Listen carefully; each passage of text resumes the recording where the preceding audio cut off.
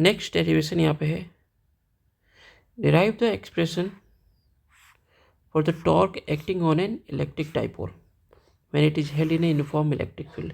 यानी कि uniform electric field में एक डाइपोल रखा, इलेक्ट्रिक डाइपोल रखा गया, उसके ऊपर कितना टॉर्क लगेगा ये आपको फाइंड करनी है।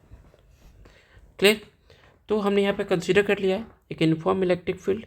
उस यूनिफॉर्म इलेक्ट्रिक फील्ड में एक इलेक्ट्रिक डाइपोल रखी गई है consisting minus Q and positive charge Q which are separated by a distance of 2a।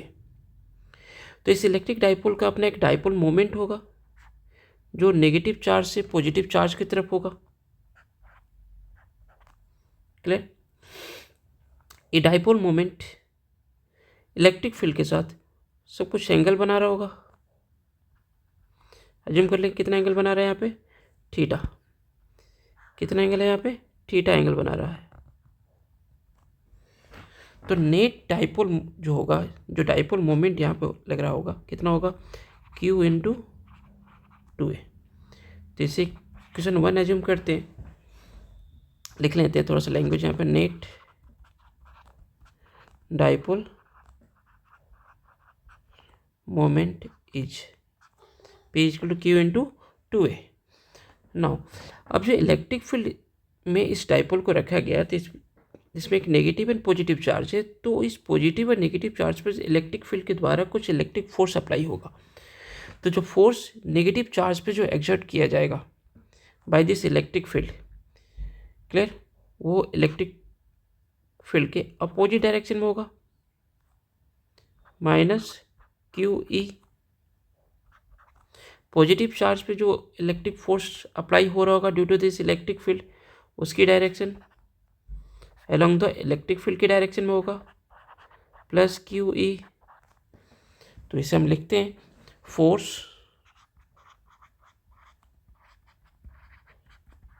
Exerted on charge plus Q by electric field E। ये क्या होगा, QE। अब इसकी डायरेक्शन भी हमें मेंशन करनी होती है, हम लिख सकते हैं यहाँ पे along electric field. Clear? Force exerted on charge minus Q by electric field minus का QE। डायरेक्शन की बात करें तो opposite to E, electric field के डायरेक्शन के अपोजिट में है। तो नेट फोर्स इसका हो जाएगा आपका, इलेक्ट्रिक डाइपोल के ऊपर नेट फोर्स क्या लगेगा,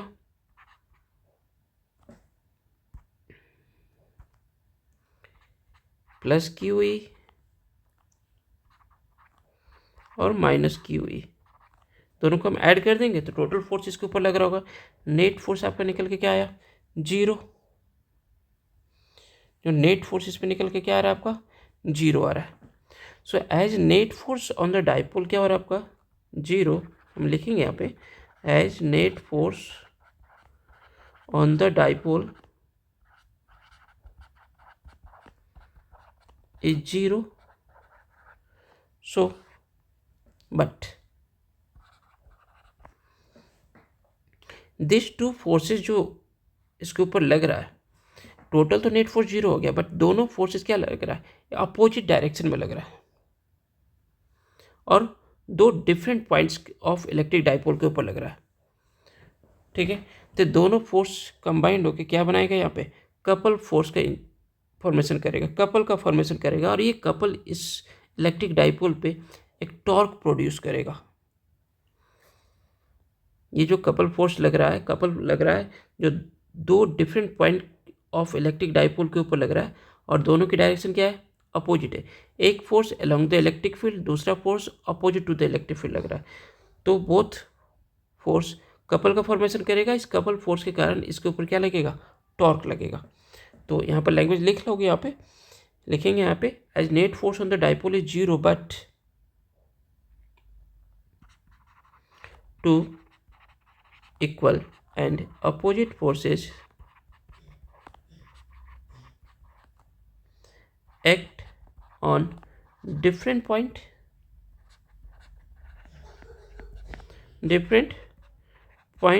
on the dipole,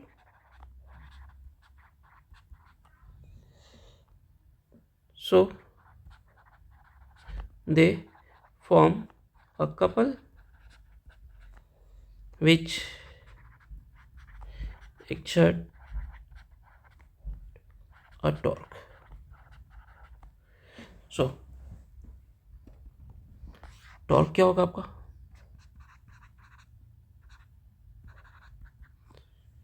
टॉर्क क्या होता है? फोर्सेस, इधर फोर्स कोई भी एक फोर्स लग रहा होगा इसके ऊपर, ले लेते हैं उसका मैग्नीट्यूड क्यू ई इनटू, या फिर थोड़ा सा लैंग्वेज इसके मेंशन करो, इधर फोर्स इनटू परपेंडिकुलर डिस्टेंस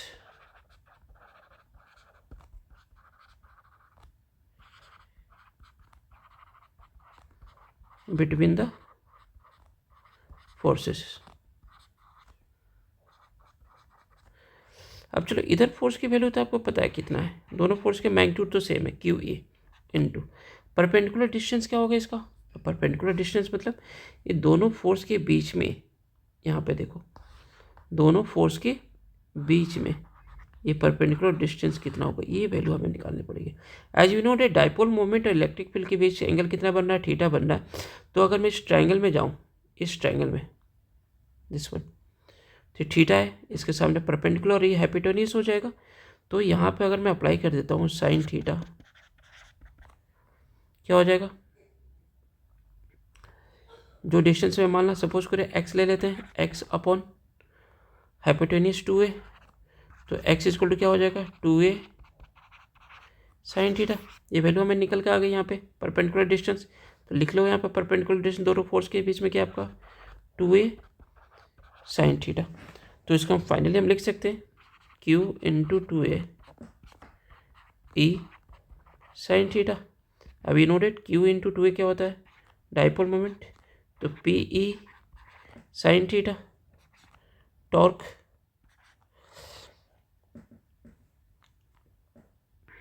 क्योंकि q इंटू 2a को p लिख लिया, तो टॉर्क क्या की वैल्यू क्या निकल के आ रही है? P E sine theta. As अब देखो टॉर्क की जो डायरेक्शन आएगी, क्या हो रहा है? Normal to the plane of paper होगा यहाँ पे, ठीक है। सो दैट्स वाई हम यहाँ पे इसको लिख सकते हैं torque is equal to in vector form में P cross E।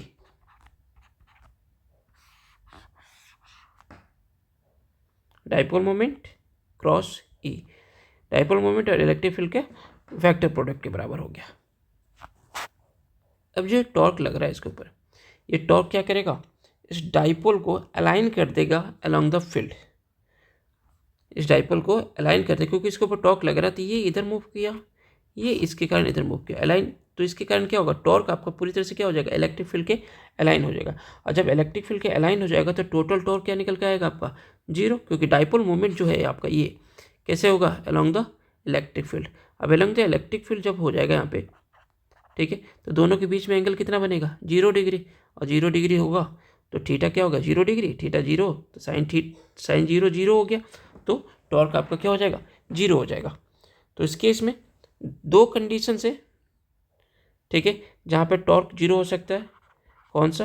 Case 1, when theta is equal to 0, तो टॉर्क क्या हो जाएगा आपका? As you know that sine 0 क्या होता है आपका? 0, तो टॉर्क आपका क्या निकल के आएगा? 0 हो जाएगा, ठीक है। This is the condition of stable equilibrium. And second case, अगर थीटा कितना हो? 180 डिग्री हो, तो यू नो डेट साइन 180 भी कितना होता है आपका? 0 होता है। उस केस में भी टॉर्क क्या होगा आपका? 0 हो जाएगा। और टॉर्क 0 हो जाएगा तो इस केस में जाहिर तो 180 डिग्री बनाए, तो एक्चुअली में ये इधर हो जाएगा और ये इधर पॉजिटिव चार्ज जस्ट इसका अपोजिट हो जाएगा। तो नेट फोर्स इनके बीच में जो होगा, क्योंकि डाइपोल मोमेंट की डायरेक्शन क्या होगी? नेगेटिव से पॉजिटिव। तो डाइपोल मोमेंट और इलेक्ट्रिक फील्ड की जो डायरेक्शन क्या है? इस डायरेक्शन में इलेक्ट्रिक फील्ड है आपका, डाइपोल मोमेंट की डायरेक्शन इस डायरेक्शन में, इलेक्ट्रिक फील्ड की डायरेक्शन इस डायरेक्शन में। जब दोनों के बीच में एंगल कितना बनेगा? 180 डिग्री, ठीक है। This is the condition of unstable equilibrium, और ये आपके क्वेश्चन में भी पूछा जाता है। Write the condition for the stable and unstable equilibrium. Clear. Torque maximum कब होगा? When theta is equal to, torque maximum कब हो सकता है? अब देखो टॉर्क मैक्सिमम कब होगा, डिपेंड किसके ऊपर कर रहा है, साइन थीटा के ऊपर।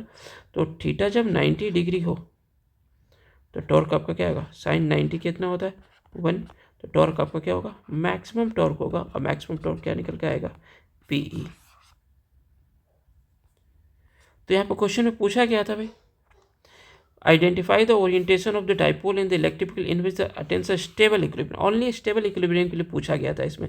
हाँ, लेकिन क्वेश्चन में कभी आपको अनस्टेबल इक्विलिब्रियम के बारे में भी पूछता है और स्टेबल, दोनों के लिए पूछता है, और ये भी पूछता है टॉर्क मैक्सिमम कब होगा। तो तीनों कंडीशन हम यहाँ पर राइट कर सकते हैं। नेक्स्ट डेरिवेशंस के लिए नेक्स्ट वीडियो देखेंगे।